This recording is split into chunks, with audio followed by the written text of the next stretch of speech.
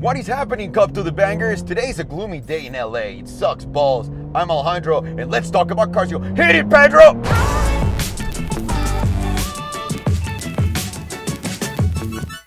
In today's episode of Let's Talk About Cars, which feels good to do once a week. It's not so much information that has to come out.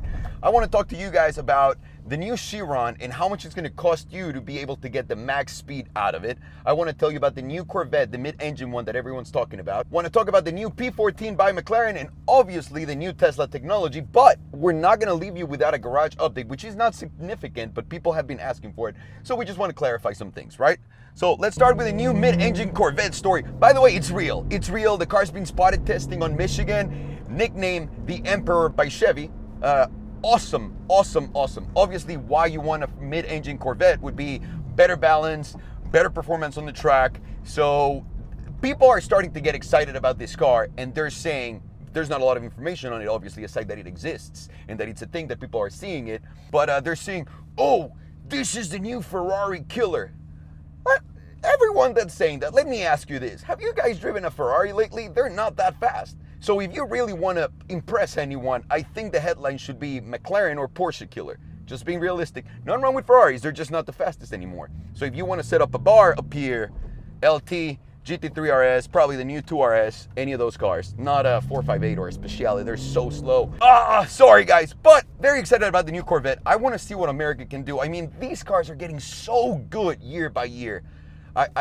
I really can't tell you how excited I am because that Vet that we drove, aside from the steering and a couple of dumb problems, it was very well put together. So I'm very excited about this new one, see what Chevy can do.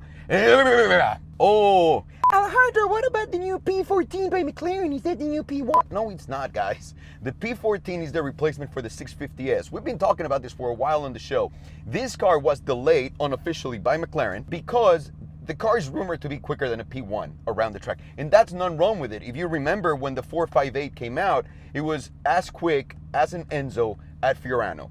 That's what Ferrari claims. Now that I'm saying that out loud, it's probably quicker. But that tends to happen, obviously. I'm excited about that car, man. McLarens get so much shit because they're building so many cars. They all look alike. All cars look alike. All Porsches look alike. All Ferraris look alike. All Aston Martins look alike. It's part of the brand. The problem is that people haven't been seeing them for so long, so they get like, you know, they get freaked out. It's like when Facebook changed. Everyone freaks out about change. This looks amazing. I think it looks like a little bit of a Huracan combining to that McLaren, and that's not a bad thing. That Huracan is a good-looking fucking car.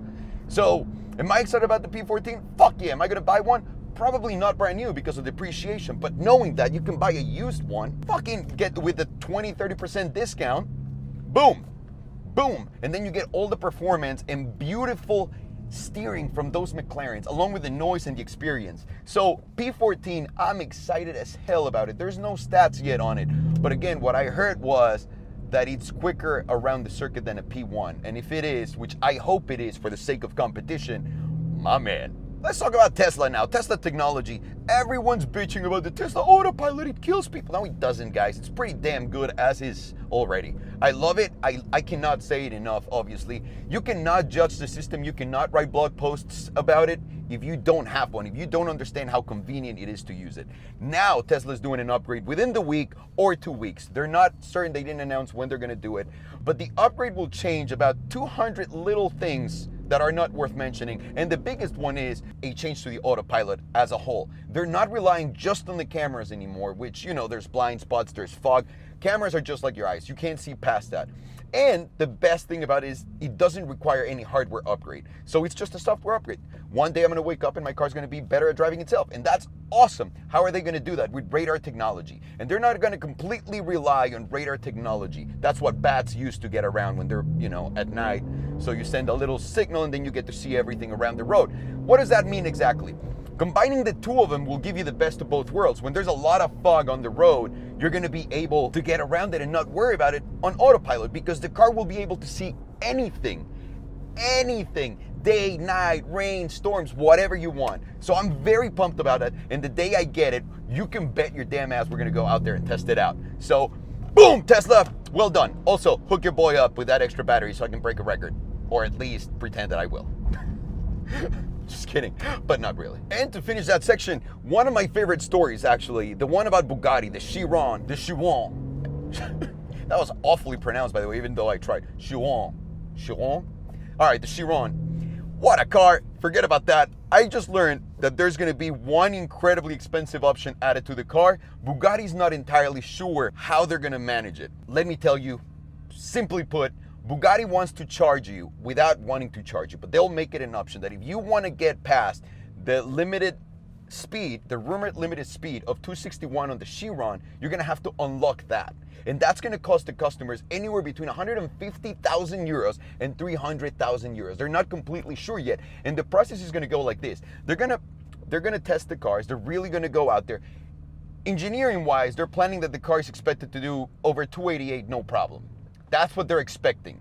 But you know, until you put it to the test, nothing is for certain. So what Bugatti is doing, they're going to test the cars out, see how much it can handle and all that stuff, and see how much they're going to charge their customers for that. In my opinion, it's completely worth it, if you're already spending that much money, of course, to get that upgrade. Because what do you want in a Bugatti? You want top speed. You want to do shit that you can't do in any other car, aside from the comfort and the luxury and the elegance and the fuck you to the world that it provides you with. So that option might be awesome. We're not going to know what it's going to be like. Bugatti itself is trying to figure that out. And I think 2018 is when they're going to announce that officially. Also, apparently we're not going to see any Chirons topless Chirons until 2020 on the streets. So, Bugatti is so slow, but so good. Good job, Bugatti. Good job. You've won me over. All I need to do is just make a lot of money now. And last but not least, let's get to the garage update, because a lot of you guys have been asking me, what are you getting? What are you keeping? So first of all, the garage is going to stay the same. There's nothing leaving right now. We have the DBS, we have the ACR, we have the Ghost, we have the Wraith, we have the G63 that's been in the shop for 2 weeks, who the fuck knows why. We have the Model X, we have the Smart, obviously the 918, which is on its way to track, and ACR,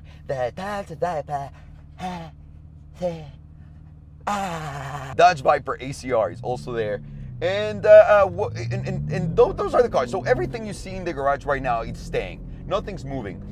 The only thing is, I have a 911R already confirmed on the way. To be honest with you guys, I haven't spec'd it out. I feel so shitty because I've been leaving the main guy of the 918 program hanging with that. I'm so sorry. I've just been busy and had diarrhea for a long time. But I have a 911R coming, and to be honest with you guys, the more we drive, the more of these things we do, the more I realize what the perfect garage would be. And again, to me, a perfect garage would be, I have a Chiron, my Model X, my Smart, probably a Rolls, and a Club Sport, a GT4 Club Sport or a GT3 Cup for the track. These hypercars that are so comfortable on the street and great for like the track, they're not that great on the street really to live in, and they don't pull numbers that are so insane on the track once you realize that the Cup cars are managed to do that for not even a fourth of the price. So the more I see it, the more I don't know what I want to do. But for now, let me tell you my next moves. I want to get a GT2 RS, the new one that's coming out. I want to get the new GT3 with the manual and the naturally aspirated V6 engine with a 4.2 liter. I want that. Yes, fuck that. I'll own up to it. I love Porsches. I'm a fucking VIP Porsche collector. I love them. I just don't have enough money to have them all. But god damn, they're so good. So I'm going to leave you with that cup to the bangers. What do you think? What is your perfect garage? Let me know, because I'm very curious to know what the general consensus is. To me, these hypercars, aside from the 918, because it really does drive well every single day, which is the biggest why I can't get rid of it, I think they're just so, to show off, in all honesty. So again, what is your perfect garage cup to the bangers? Thank you so very much for watching. I really appreciate it. I missed you guys. Have a good day. I'm Alejandro, and I do not approve this message. Peace.